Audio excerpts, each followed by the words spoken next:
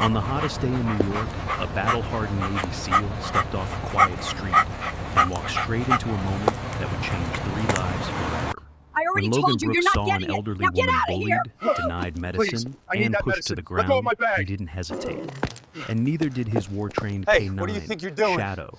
But what started as a confrontation turned into something far more powerful. Because behind that woman was a hidden story. A paralyzed son, a forgotten home, and a family waiting for a miracle. And Logan, without even knowing it, became that miracle. If you believe kindness still exists, if you believe one person can change everything, then don't forget to subscribe, like, and share this story. Your support helps us bring more true heart tales to life. The late afternoon sun baked Manhattan's avenues in a relentless golden haze. Logan Brooks moved through the sweltering street with the steady, controlled gait of a man who had spent most of his adult life walking through war zones rather than city blocks. At 33 years old, he possessed the hardened physique of a Navy SEAL, tall at 6'2", broad-shouldered, his arms cut with defined muscle from years of punishing training. His skin was a weathered tan, earned through deployments in deserts where the sun stung like a whip.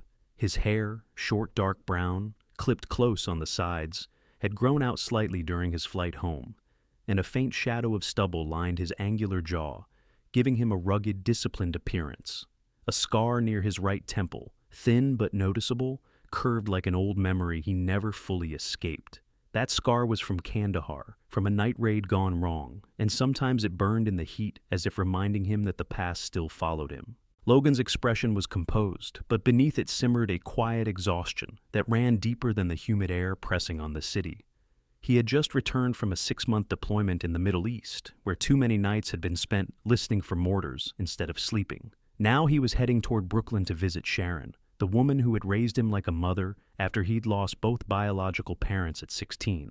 He longed for her calm voice, her warm kitchen, her way of grounding him when his mind drifted into darker corners. But before going home, he needed to stop for medical supplies.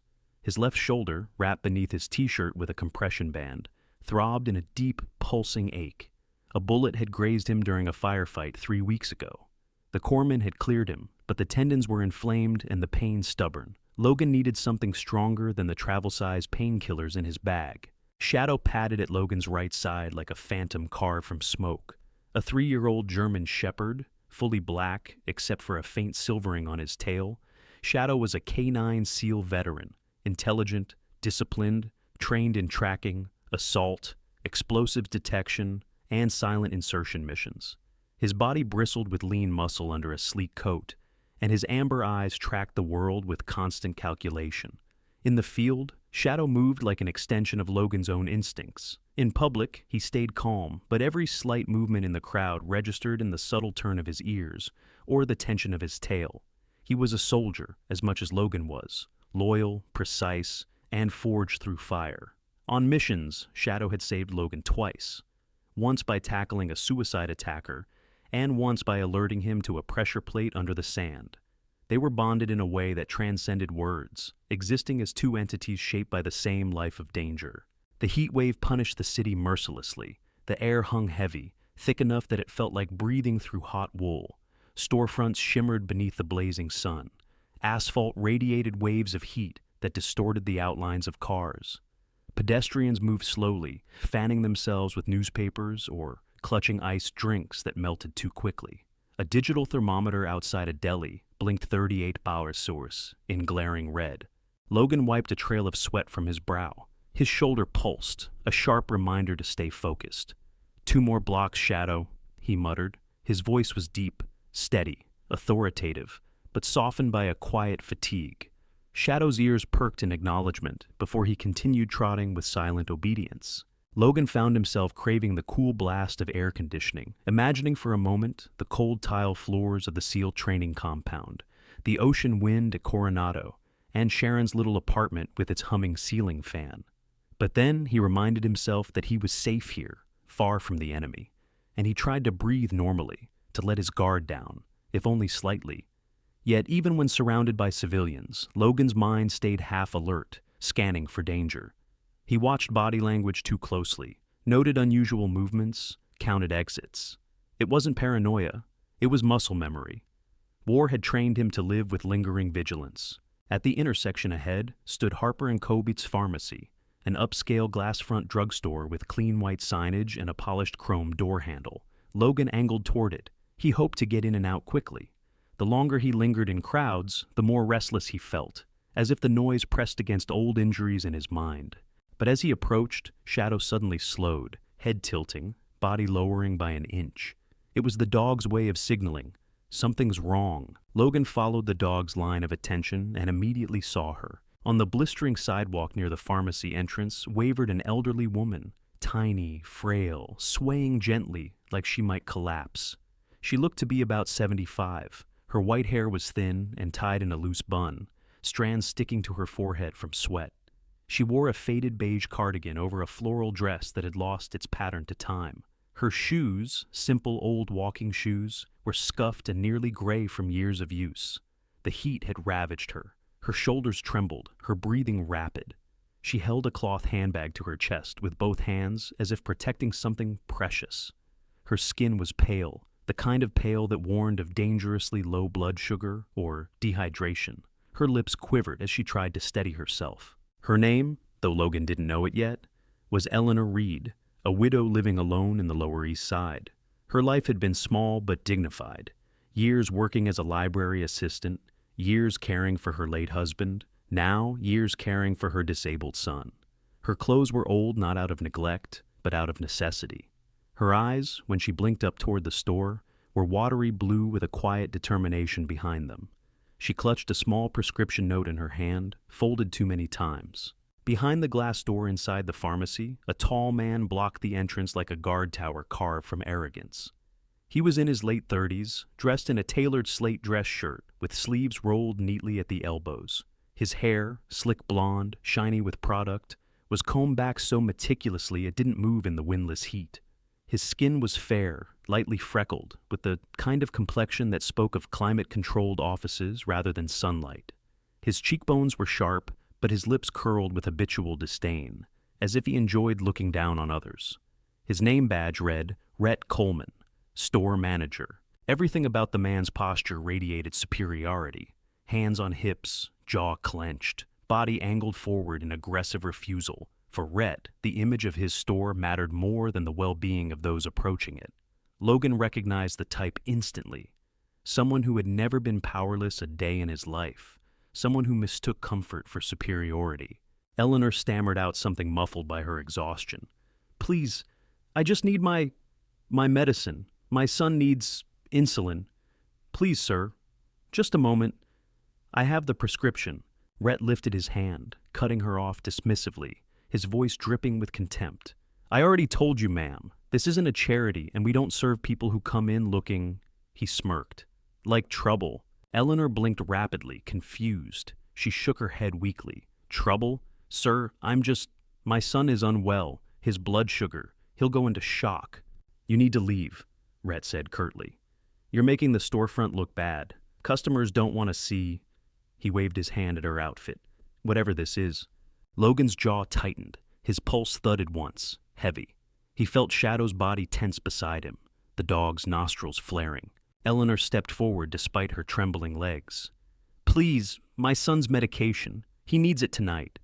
I walked 6 blocks. The bus was delayed and Her sentence dissolved into shallow breaths. Rhett pressed the door shut before she could get closer. "Then maybe plan better next time. Now go. Shoo. Find someplace more appropriate." A cold anger rose in Logan's chest. It started as a coiled heat in his stomach, the same feeling he used to get overseas when someone preyed on the weak. He inhaled deeply, forcing discipline to hold the emotion in place. He needed to evaluate first, not explode. But Rhett wasn't done humiliating her. He gestured toward the street and spoke louder, as if enjoying the attention of those passing by. "Honestly, ma'am, you're scaring customers. This is a high-end pharmacy. People with money shop here, not this." Eleanor recoiled as if struck. She hunched inward, clutching her bag tighter. A bead of sweat rolled down Logan's temple. His shoulder throbbed. His patience snapped. Shadow let out a low, vibrating rumble, the kind that only Logan understood meant permission to act. Logan whispered, "Not yet," though every muscle in his body screamed to intervene. He stepped closer, just within earshot of the argument. Rhett noticed him then, took in the muscular figure, the military haircut, the commanding presence, and instantly tried to shift posture, straightening his shirt as if attempting authority. "Sir, I'll be with you in a moment." Logan's voice cut clean through the heavy heat. Calm, low, controlled, but sharpened on steel. "I didn't ask for your help." Rhett blinked. "Excuse me?" Logan stepped forward, his shadow falling across Rhett's polished shoes. "She needs medication. That's the only excuse necessary." This doesn't concern you," Rhett snapped, though his confidence flickered under Logan's gaze. Logan lowered his chin slightly, his dark eyes narrowing. "Everything that happens in front of me concerns me." Eleanor shook her head frantically. It's okay. I can find another store. I'm sorry to disturb." Logan turned his attention to her, his tone softening. "Ma'am, you did nothing wrong." Shadow walked closer to Eleanor, gently touching her leg with his nose, sensing her distress. Rhett scoffed. "Look, either buy something or move along. I don't have time to babysit strays." That word, strays, sent a sharp spark through Logan's nerves. A word meant to dehumanize. A word used by men who had never seen real suffering. Logan took a slow breath. He forced his fist to unclench. His training taught him restraint. His upbringing taught him empathy. And the woman in front of him reminded him too much of Sharon, alone, fragile, yet still trying to fight through life with dignity. Rhett crossed his arms. "She can't afford anything in here anyway." Logan's voice dropped an octave. "You didn't even ask." Rhett smirked. "I don't have to." Logan felt something old and painful stir in him. Memories of watching civilians harmed overseas. Memories of failing to save a family trapped between crossfire. Memories that carved permanent ridges into his conscience. He had sworn, long before becoming a SEAL, that wherever he went, no one innocent would suffer in front of him again. He stepped fully between Eleanor and Rhett. "Here's what's going to happen," Logan said softly, dangerously. "You will open that door. You will fill her prescription. You will treat her with decency. Or I will make sure someone with more authority than you hears about this." Rhett bristled. "Is that a threat?" "It's a warning," Logan replied. For a moment, the heat, the noise, the city's chaos all faded into a tense vacuum between the three of them. Logan, the soldier trained to protect, Shadow, the guardian ready to strike, and Rhett, a petty man wielding unearned power. Eleanor swayed suddenly, leaning against the wall. Her breathing hitched, and she pressed a hand to her ribs. Logan instantly moved to steady her. "Ma'am, don't push yourself." I just need my son's insulin," she whispered. "He's waiting. He'll get sick if I don't get home soon." Logan's heart twisted. "You won't walk anywhere else today." He turned back to Rhett, voice now a blade. "Open the door." Rhett hesitated. Sweat rolled down his neck. Logan saw fear flicker, but pride kept the man rooted. "No," Rhett spat. "She can go bother someone else." That was the moment Logan made a decision, not impulsively, but with the cold clarity of a man for whom injustice was a trigger stronger than pain. He stepped forward until the distance between them vanished and said, almost gently, "Then I'll show you what it means to deny someone who needs help." The chapter ends with Logan preparing to intervene, fueled not by anger, but by duty, the city heat pressing around him as a silent witness to what would come next. The moment stretched like melting asphalt under the New York heat, a thick and oppressive stillness settling over the sidewalk outside Harper & Co. Pharmacy. Logan Brooks stood just a few feet back from the entrance, broad shoulders squared, posture steady, eyes narrowed into deadly focus. He watched Eleanor Reed struggle to keep herself upright, her trembling hands pressed lightly to the wall for balance as her chest rose and fell in harsh, shallow breaths. Logan had seen this pattern too many times during field medic drills. Rapid breathing, pale skin, shaky limbs, mental fog. Signs of oncoming hypoglycemia were unmistakable, and she was deteriorating fast. His jaw locked. A pulse of instinctive urgency shot through him, the same cold sensation he used to feel moments before pushing into a hostile structure overseas. Except now, the threat wasn't snipers or improvised explosives, but the cruelty of one shallow man abusing authority over an old woman who could barely stand. Logan could feel Shadow stiffen by his leg, the dog's powerful muscles coiling like a compressed spring. Shadow's ears flattened backward, not in fear, but in readiness, an unspoken question. Say the word. Say, Eleanor's voice wavered again, barely audible over the noise of traffic and the relentless hum of the city. Please, please, I just need my son's insulin. I walk so far. I can pay. Her words slurred slightly at the edges, betraying the weakness crawling through her bloodstream. She wasn't just exhausted, she was crashing. Rhett Coleman, however, remained unmoved. The manager shifted his weight onto his left foot, the polished leather of his Italian loafer gleaming as he cast a sweeping glance at the small number of pedestrians slowing to watch the interaction. Rhett's blonde hair gleamed artificially under the light, each strand coated with gel. His narrow face, pinched from years of habitual superiority, twisted into a theatrical expression of disbelief. "You people always say you can pay," he said, loud enough for others to hear. "Always the same story. My son is sick. I need medicine?" He fluttered his fingers mockingly. "Do you think I'm stupid? You think I haven't seen scammers before? Spare me."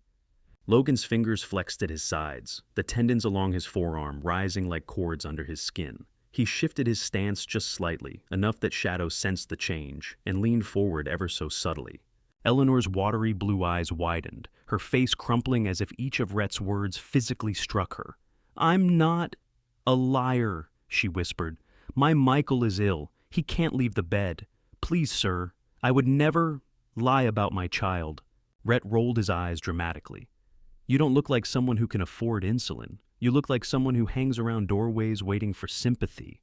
A few bystanders paused their steps, a woman holding her iced coffee mid-sip, a teenage delivery cyclist slowing down, watching with unsettled faces. One man, a tall, middle-aged office worker, hesitated like he wanted to intervene, but quickly turned away, choosing convenience over conscience. Logan noted the man's guilt-ridden expression and the quickened steps as he retreated. Typical. Most people didn't step in when things got ugly. That was why men like Logan existed in the first place. Rhett flicked his hand dismissively. "Enough! Hector, I need you out here now!" From inside the pharmacy emerged a stocky man who looked like he had been carved from leftover brick, short, compact, strong in a bulky way. His name tag read Hector Ruiz, and he wore the black uniform polo of store security. He appeared to be in his late 40s, with short black hair peppered with gray and thick stubble shadowing a square jaw. His skin was dark olive, and sweat shone on his brow, partly from the heat, partly from the tension of stepping into a conflict he didn't understand. His deep-set brown eyes flicked from Rhett to Eleanor, then to Logan, lingering slightly longer on Logan's imposing frame. "Boss?" Hector asked, tone respectful but uncertain. "What's going on?" "This woman is refusing to leave," Rhett barked, pointing with dramatic flair. "And she's trying to scam her way into free medication. Grab her bag. I want to see what she's hiding." Eleanor let out a horrified gasp, hugging her handbag to her chest. "No, please. It has my things, my husband's photo, Please don't take it." Logan felt his blood ignite. Hector hesitated, swallowing thickly. Sir, she's just an old lady. Maybe we don't—" "You work for me," Rhett snapped, stepping forward. "And when I say check the bag, you check the damn bag. She's not buying anything. She's loitering. And now she's resisting. So take it." Logan took a step forward, voice low. "Don't touch her?" Rhett sneered. "Is that a threat?" "No," Logan replied, gaze locked like steel. "It's an instruction." Shadow growled softly, the sound deep and rumbling like distant thunder. Hector, shifting uneasily, moved in front of Eleanor. His movements weren't cruel. They were reluctant, resigned. A man who needed his job more than he needed pride. Even so, Logan's muscles bunched instinctively. Hector reached toward the handbag. Eleanor panicked. "No, please don't. My son's insulin. It's all I have. Please." She pulled back, but her strength was failing. Her fingers slipped. Hector grasped the bag. The strap tore. Eleanor stumbled with a small cry as the handbag ripped away from her hands. The contents spilled across the blistering sidewalk, scattering like broken hopes onto the concrete. A small vial of insulin, wrapped in paper for protection, rolled onto the street. It spun twice before settling near Logan's boot. Eleanor froze. Her lips trembled, her breath hitched, and then the dam broke. She pressed a trembling hand to her mouth and sobbed with a sound so raw and delicate that it cracked straight through Logan's chest. Michael, he needs that. Please give it back." Rhett laughed, actually laughed. Oh, look at that. She does have insulin, probably stolen. Hector, check the bag for anything else. Logan's control snapped like brittle wood. His face hardened, jaw clenched until a vein pulsed at his temple.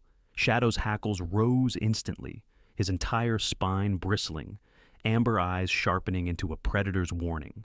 The dog's lips curled slightly, revealing the hint of sharp white teeth.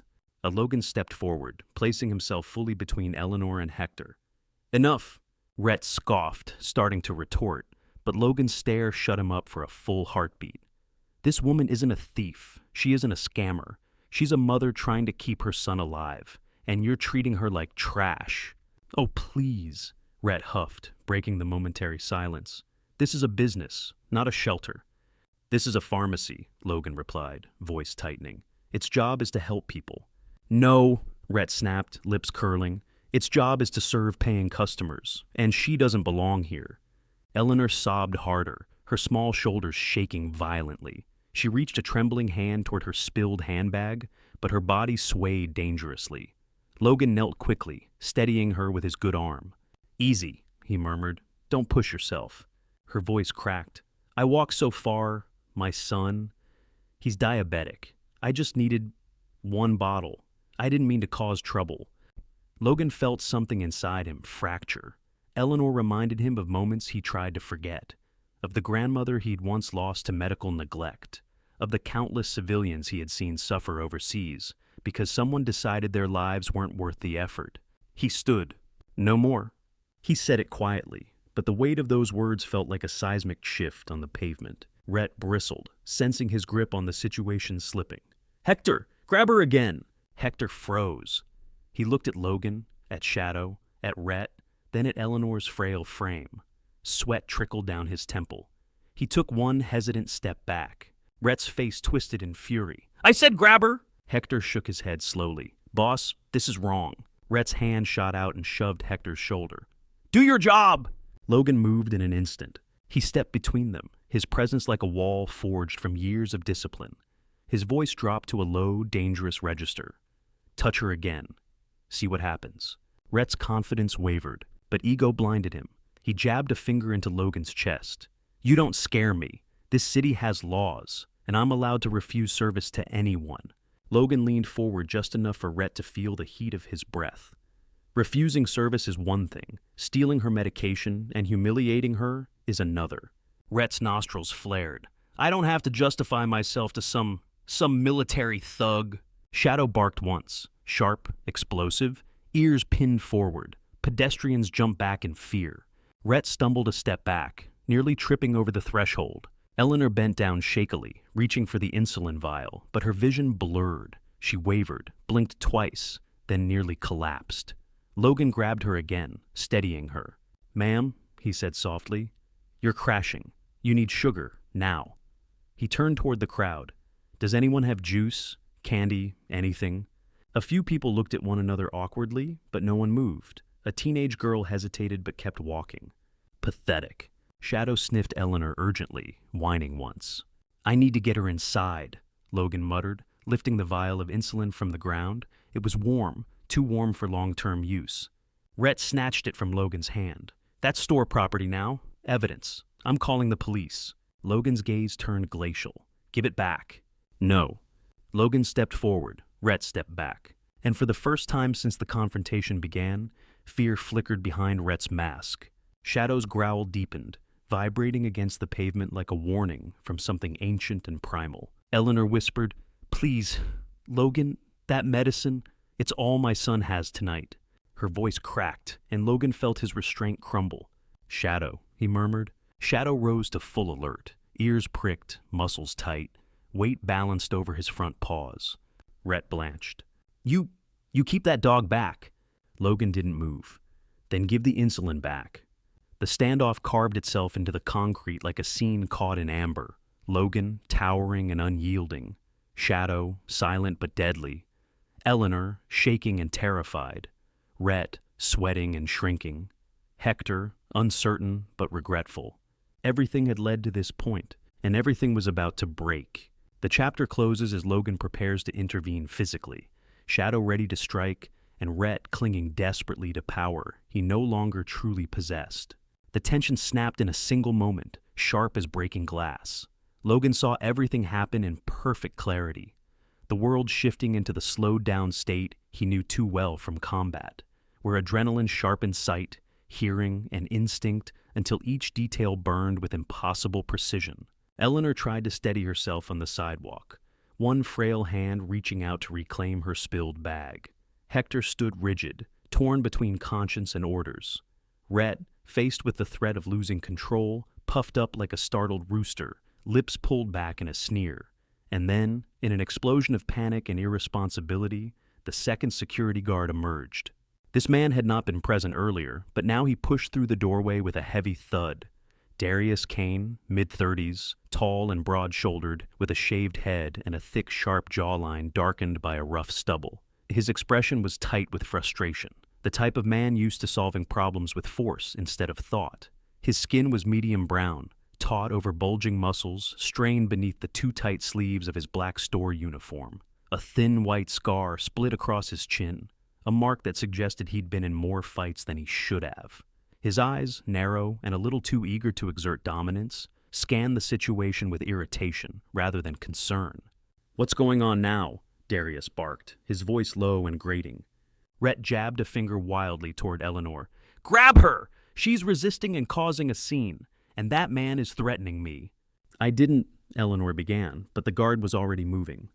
With no hesitation, Darius stepped toward her and shoved her aside, hard. Eleanor fell backward with a small, startled cry. Her thin body hit the pavement with an audible crack, knees scraping against the concrete.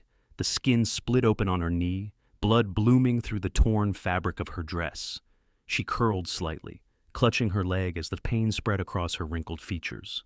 Time froze. Shadow saw her fall first. Before Logan's mind could even process the impact of her hitting the ground, Shadow ignited into a blur of black motion. His muscles coiled, propelling him forward like a fired projectile. Darius didn't even have time to lift his hands. Shadow slammed into him with the precision of a trained missile, front paws hitting his chest and knocking him flat onto his back. The guard's head cracked against the pavement, his arms flailing, a strangled grunt leaving his throat. Shadow's teeth snapped an inch from Darius's face. Not biting, but warning, muscles taut, eyes burning with defensive fury. People around them screamed. A man dropped his coffee. A woman stepped back into the street. Cars slowed as drivers craned their necks. Logan moved. He reached Eleanor in 2 strides, his boots skidding slightly on loose dust as he knelt beside her. His good arm slid around her back, lifting her gently but firmly. She gasped in pain, and Logan's jaw clenched. "I've got you," he murmured, voice steady despite the storm raging inside him. "I've got you, ma'am." Darius struggled beneath Shadow, trying to push the dog away, but Shadow reacted instantly, shifting weight and pinning the man's arm with one strong paw. The dog's chest rumbled with a low, dangerous growl, a sound born of 3 years of combat training, a sound no sane man would challenge. Rhett began shrieking. "He attacked my staff. That dog is violent. This is assault. You saw it? He attacked my employee. Somebody call the police." Logan didn't look at him, not yet. Once Eleanor was stable enough to sit, Logan carefully lowered her onto the curb, keeping one hand on her shoulder to reassure her. He scanned her injuries, blood pooling on her knee, skin torn, breathing rapid and shallow, trembling worsening. The insulin crisis was accelerating. He needed to act fast. But first, he stood, and when Logan rose to his full height, shoulders squared, eyes burning, and posture carved from steel, the crowd instinctively stepped back. He loomed with the controlled menace of a man who had seen war and survived it, not with brutality, but with precision, with purpose. Rhett took one involuntary step back before planting his feet, trying to salvage his authority. "You're in big trouble, buddy," Rhett shouted, voice wobbling despite his attempted bravado. "You and your mutt just assaulted a licensed security guard." Logan finally turned toward him. "What you just saw," Logan said, "was your guard assaulting a 75-year-old woman." Rhett scoffed, trying to laugh. "She fell. That's not my fault." "She was pushed," Logan replied calmly, dangerously. "By your man," and Shadow responded because that's what he's trained to do, protect the innocent. Rhett's face reddened. "You're insane. He attacked." Logan reached into his back pocket and flipped open a worn leather case. The glint of the Navy SEAL insignia and his federal military identification cut through the noise like a blade. His voice dropped, icy and lethal. I am Petty Officer First Class Logan Brooks, United States Navy SEAL. And what I saw here was you assaulting a woman in need of medical care. And now? He stepped closer until Rhett's breath hitched. I'm intervening. Rhett froze. Hector froze. Even Darius, pinned beneath Shadow, stopped struggling. Logan flicked his eyes toward Shadow. Shadow, guard the door! Shadow stepped off Darius in an instant, moving with disciplined precision. He trotted to the pharmacy entrance and positioned himself firmly in the doorway, body low, teeth bared, chest rumbling with authority. No one would be entering or exiting unless Logan allowed it. The crowd murmured with excitement. Holy crap, he's a SEAL. Did you see how fast that dog moved? That manager's screwed. Logan knelt again beside Eleanor. Her forehead glistened with sweat, and her hands shook so violently she could barely keep them in her lap. You're going into hypoglycemia, Logan said gently. I need to get sugar into your system. She whispered weakly. I didn't want trouble. You didn't start it, Logan said, but I'm going to finish it. He pulled a small emergency packet of glucose gel from a side pouch strapped beneath Shadow's vest. Shadow always carried mission essentials, first aid items, emergency rations, a trauma kit. Logan tore open the packet and brought it to Eleanor's lips. It'll taste sweet, just swallow slowly. She nodded faintly, tears streaking down her cheeks. The gel touched her tongue, and she swallowed shakily. Logan watched her breathing, timing the rise and fall of her chest, assessing. Her tremors slowly began to soften, though her exhaustion was still overwhelming. You're going to be okay, Logan assured her. Then he rose again, and this time he wasn't calm. He walked straight toward Rhett, shoulders broad, eyes burning. Rhett whimpered. Stay back. Logan didn't touch him, but he didn't need to. You humiliated her. You stole her medication. You ordered your guards to assault her. And now you're trying to blame her for the actions of your staff. Logan paused, his voice soaking in pure, controlled fury. That ends now, Rhett sputtered. I didn't know she was sick. You refused to listen, Logan said. And that's on you. Hector swallowed hard, looking at Eleanor's bleeding knee. Shame clouded his face. Boss, I didn't sign up to hurt people. This is wrong. Shut up, Rhett snapped. Logan's voice boomed like thunder. Enough! The sidewalk went silent. Your actions nearly sent this woman into diabetic shock, Logan said. You don't just get to shout and blame your way out of this. Rhett pointed stiffly at Logan's badge. You're out of line, showing that thing around like it makes you invincible. It makes me accountable, Logan corrected. To her, to the law, to basic human decency. His fingers moved, pulling his phone from his pocket. He dialed emergency services. When the dispatcher answered, Logan's voice was crisp and steady. This is Petty Officer First Class Logan Brooks. I am reporting an elderly diabetic woman suffering from hypoglycemia and injury due to assault by employees of Harper & Co. Pharmacy on 5th and Halston Street. Request immediate medical response and police presence. Rhett's face drained of color. Darius groaned from the ground. I didn't mean to push her that hard, he muttered weakly. Logan glared at him. But you did. Hector sank onto a crate near the window, rubbing his hands over his face. Damn it! Damn it! Eleanor was breathing more evenly now, her head resting lightly against the wall. Shadow stayed near her, shifting position in protective patterns, scanning the scene with military precision. Logan picked up her torn handbag from the ground. Photos, receipts, a worn wallet, and a crushed granola bar lay scattered. He gathered everything carefully, treating her belongings with reverence, placing each item neatly back into the bag. When he reached the small folded photograph of Eleanor and a tall man with kind brown eyes, a husband long past, he paused. He saw the happiness in the picture, the love, the years that must have preceded heartbreak and hardship. He tucked the photo back gently, as if handling something sacred. Then he picked up the insulin vial. It was warm, too warm. It needed refrigeration. Logan approached Eleanor again. We'll replace this. The paramedics will help. You're not alone anymore. Her eyes filled with tears once more, this time not from fear, but relief. Thank you, she whispered. Michael, he's all I have.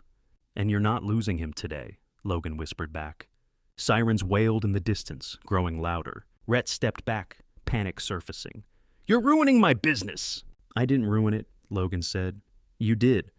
The chapter closes with Logan standing protectively beside Eleanor as emergency crews approach, Shadow guarding the pharmacy door like a silent sentinel, and Rhett realizing the consequences of his cruelty are finally coming for him. The wail of sirens grew louder, slicing through the thick New York heat like a blade.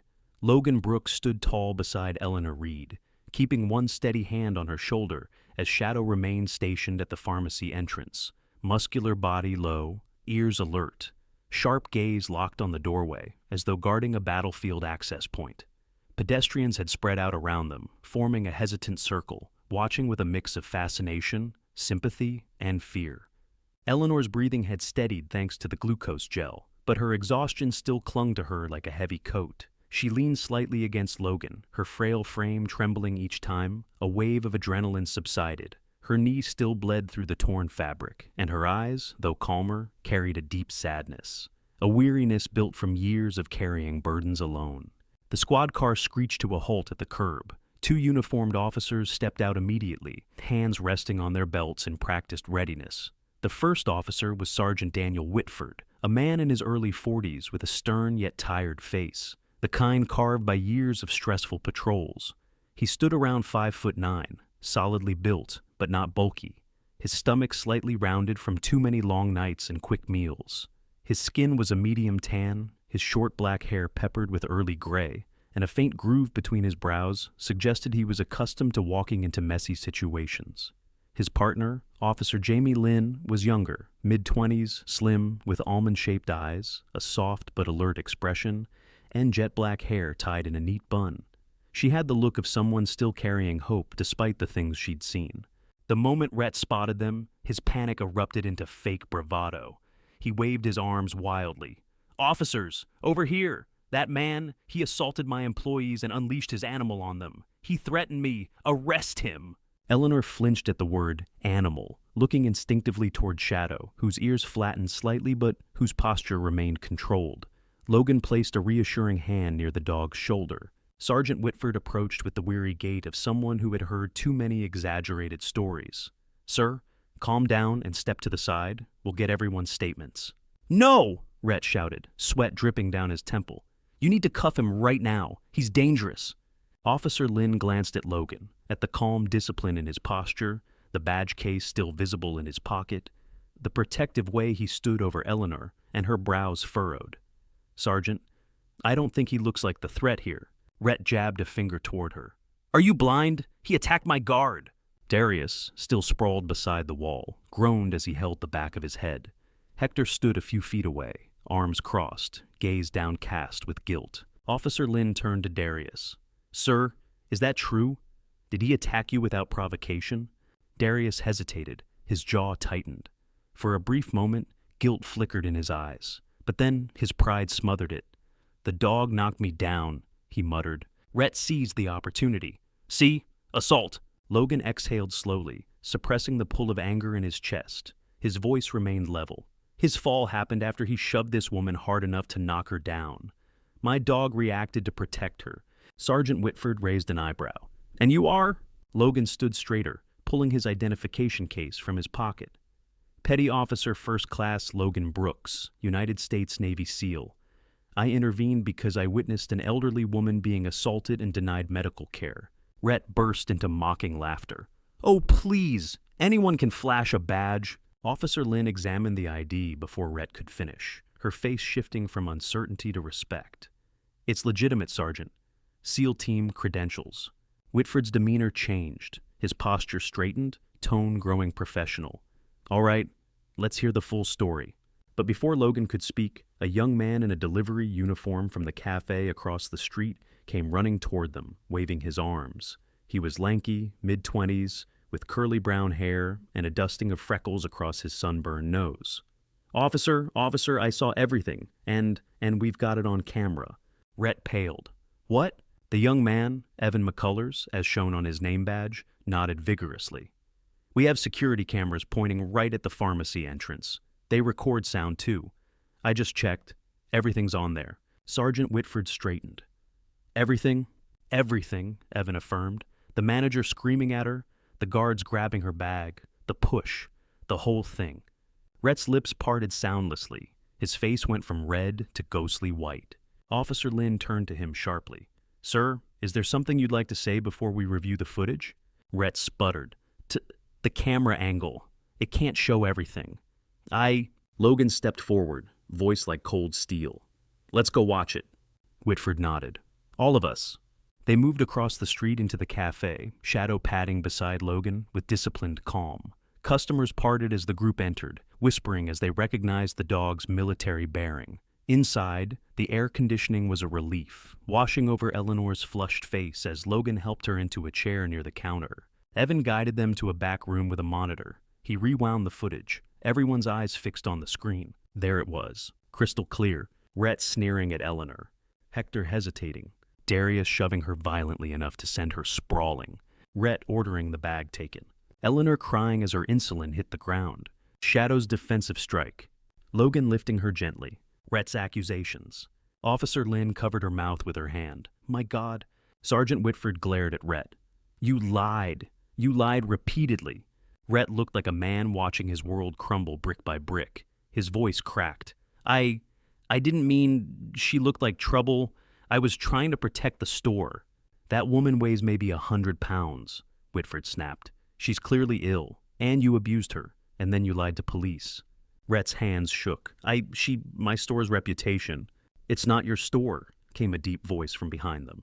Everyone turned. Standing just inside the doorway was a tall man in his 60s, wearing a light gray dress shirt rolled at the sleeves and dark slacks. His hair was silver but thick, combed neatly back from a strong forehead. He had a sturdy, rugged build, broad shoulders, a barrel chest, and arms that hinted at a lifetime of physical labor or military service. His eyes were a deep navy blue, steady and calm, yet carrying the weight of battles fought long ago. A faded tattoo peeked from beneath his sleeve, an anchor entwined with an eagle, United States Navy. This was Walter Hughes, owner of Harper & Cobra's Pharmacy, and a Navy veteran. Rhett swallowed audibly. "Mr. Hughes, sir, I can explain." "No, you can't," Walter interrupted, his voice deep and unyielding. He stepped forward, gaze sweeping over the footage on the screen, his jaw set in a hard line as memories flickered behind his eyes. The instinct of a man who had once vowed to serve, to protect, only to watch his store become a stage for the opposite. Walter turned toward Eleanor, his voice softening. "Ma'am, I am so deeply sorry." A tear welled in her eye. "I didn't mean to cause trouble. I just needed medicine." Walter approached her slowly, respectfully. "You did nothing wrong?" "Nothing." Then turning back to Rhett, his tone became thunder. "You're fired." Rhett's mouth fell open. "Sir, please, I've worked here for 6 years. And in 6 seconds, you destroyed every principle this business was built on," Walter snapped. "Pack your things and leave, now." Rhett looked around for support, found none, and stormed out, shoving past the officers. Hector lowered his head in shame. Darius stayed silent, rubbing his head wound. Walter crouched beside Eleanor, inspecting her injured knee with surprising gentleness for such a large man. "We'll get this cleaned up immediately, and you'll receive free medication for the next year. Whatever you need." Eleanor's lips trembled. I don't know how to thank you."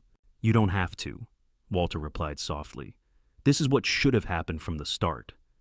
He stood then, extended a hand to Logan. "Petty Officer Brooks, thank you for stepping in." Logan nodded, did what anyone should have done. Walter's eyes flicked to the SEAL insignia on Logan's ID. "Former Navy myself, 22 years. Glad to see the next generations carrying the torch." Shadow wagged his tail once at the man, a small but meaningful gesture.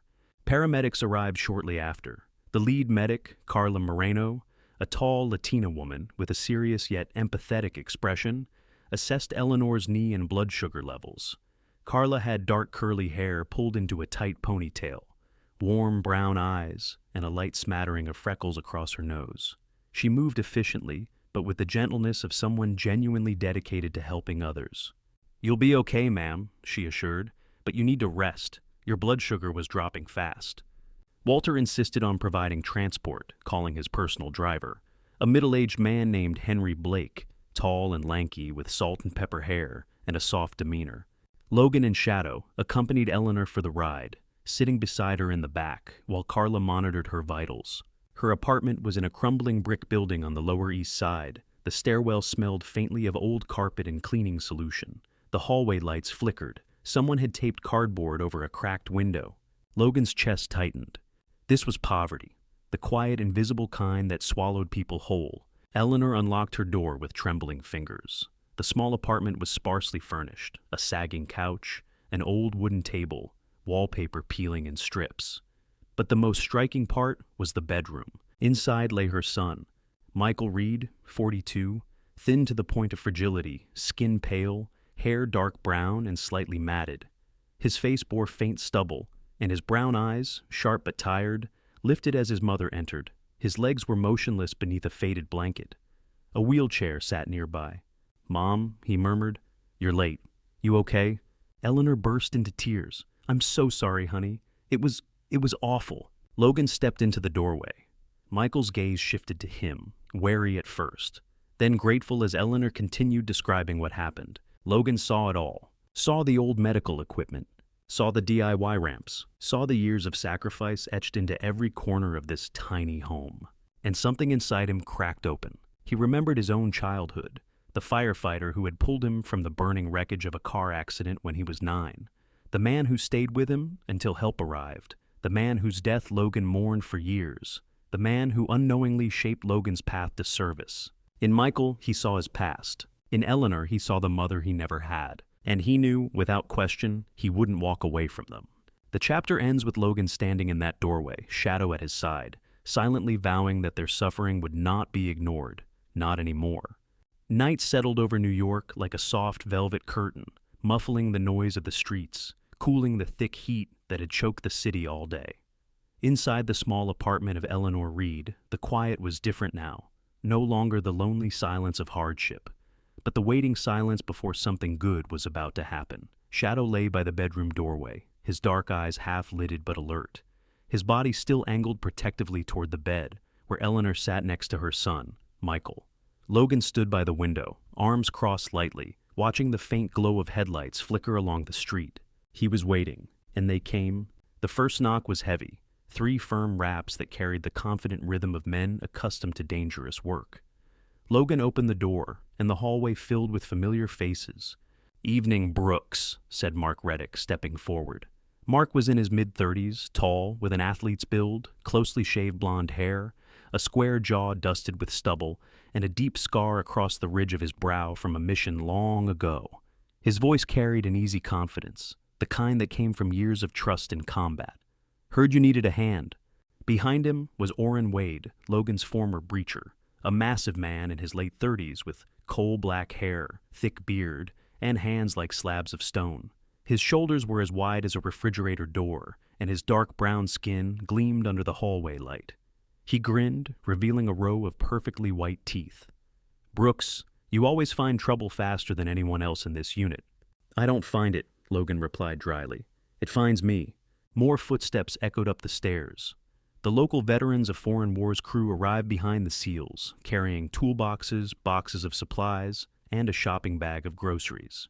It was a mix of old and young, men with silver hair and Vietnam-era tattoos, younger veterans with close-cropped hair and gym-toned bodies, and a few women carrying equipment.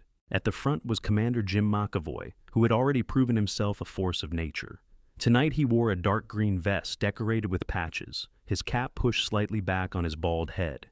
He carried a clipboard tucked under one arm and a toolbox in the other. "Sergeant Brooks," McAvoy greeted, giving Logan a curt nod. "We brought the cavalry." Logan stepped aside. "Come in." In seconds, the cramped apartment erupted with purposeful activity. Tools clinked, wrenches turned, plastic rustled, and low voices exchanged instructions. Mark inspected the hospital bed frame in the corner, testing the joints with the practiced hands of someone who had repaired gear in muddy forward operating bases across the globe. "This thing's barely holding together," Mark muttered. "Good thing we came prepared."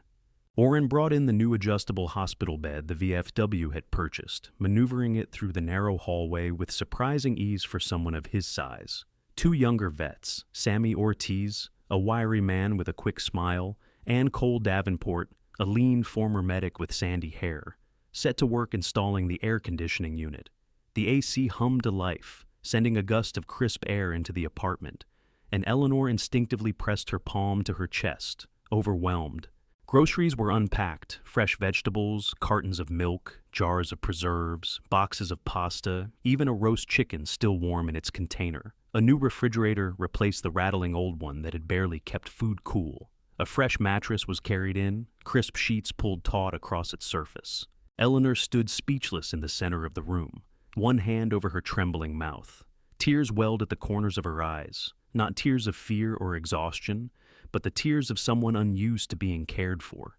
Shadow walked up beside her and nuzzled her hand. She looked down and stroked the velvety fur between his ears. "Oh, sweetheart, you're such a good boy," she whispered, voice quivering with gratitude. Shadow lowered his head into her lap, placing the weight of it gently there, as if offering comfort the only way a soldier dog knew how. Logan caught the moment from across the room, a faint warmth spreading through his chest. Shadow had always been good at sensing human pain, an instinct sharpened through years of training and even more years of experience. McAvoy approached Eleanor with a bottle of cold water. "Here you go, ma'am," he said, his gruff voice softened considerably. "You've had a long day." She accepted it with both hands.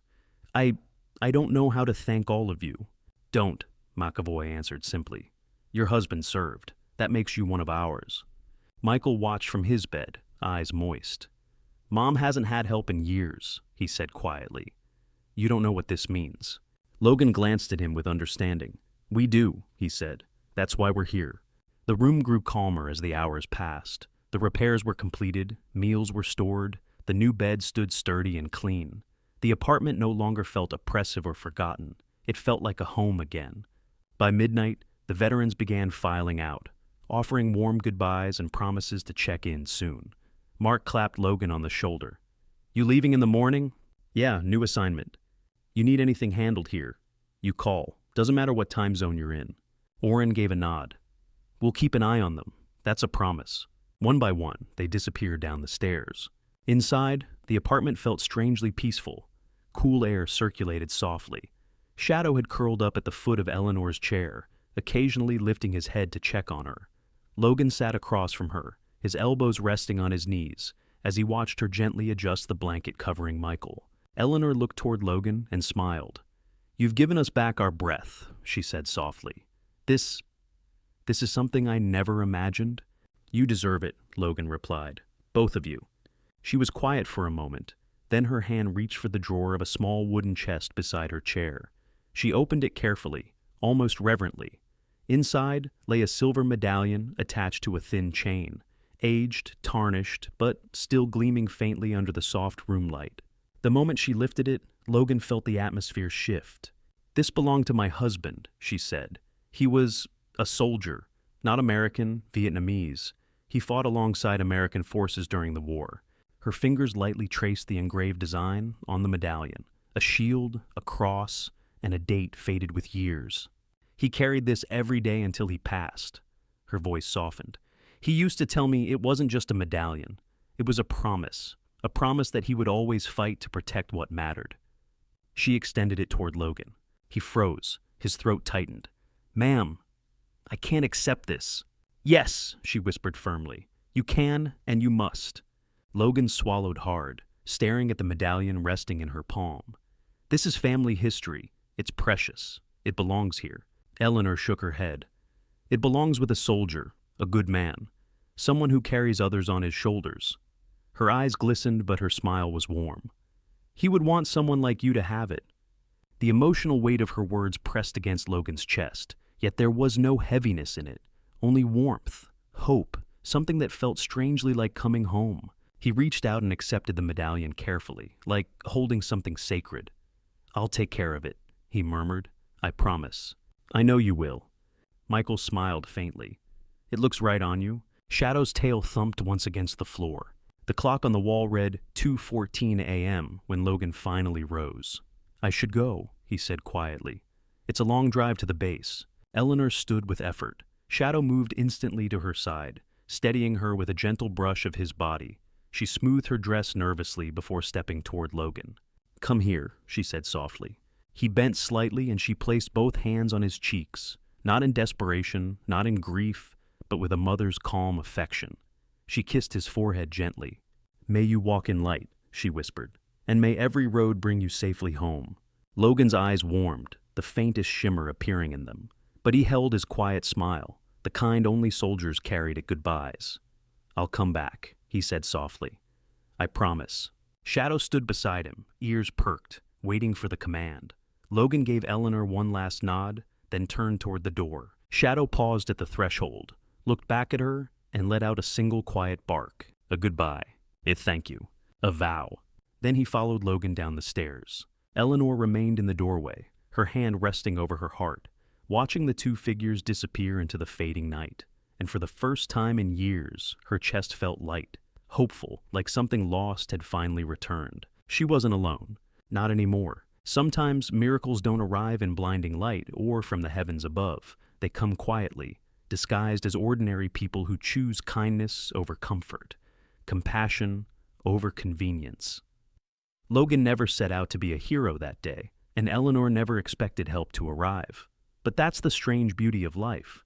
The smallest act of courage can change someone's entire world, and the gentlest gesture can breathe hope into places long forgotten by the rest of society. In our everyday lives, we walk past strangers carrying battles we cannot see. A tired cashier holding back tears, an elderly neighbor struggling with groceries, a man trying to smile through invisible scars. Sometimes, you may be the miracle they've been praying for, and sometimes, they may be the miracle you didn't know you needed. Let this story remind us that kindness is never wasted, compassion is never small, and goodness, true goodness, always finds its way home. If this story touched your heart, please share it, leave a comment, and subscribe to the channel to support more stories like this. And may God bless you, protect your family, and guide every step you take. Amen.